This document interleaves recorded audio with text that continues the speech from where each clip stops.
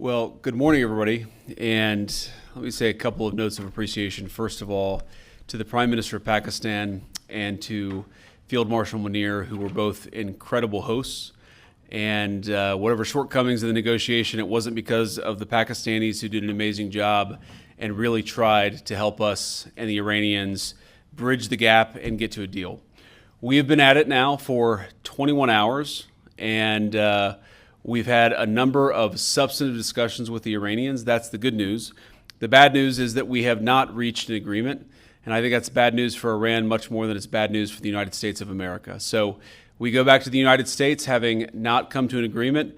We've made very clear what our red lines are, what things we're willing to accommodate them on, and what things we're not willing to accommodate them on.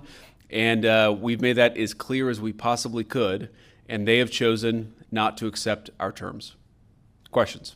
Sir, Nick Robertson from CNN. Precisely what have they rejected here? Can you help us understand it a little bit? Well, I won't go into all the details because I don't want to negotiate in public after we've negotiated for 21 hours in private.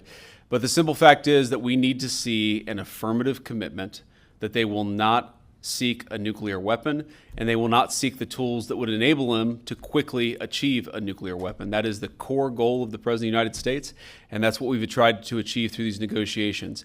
Again, their nuclear program, such as it is, the enrichment facilities that they had before, they've been destroyed.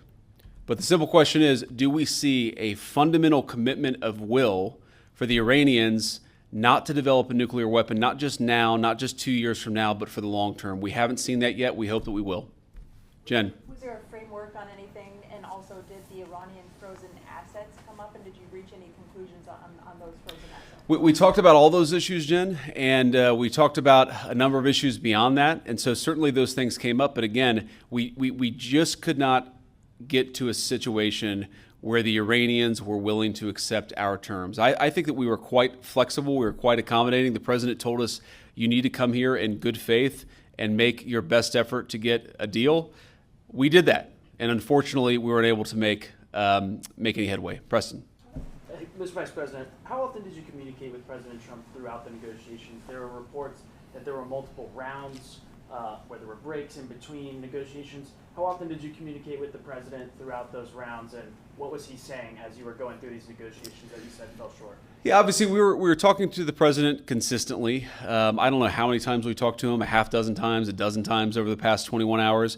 We obviously also talked to Admiral Cooper, to Pete, to Marco, to the entire national security team. We talked to Scott Bessent a number of times. So look, we were constantly in communication with the team because we were negotiating in good faith. And we leave here with a very simple proposal, a method of understanding that is our final and best offer. We'll see if the Iranians accept it. Thank you. Mr. Vice President,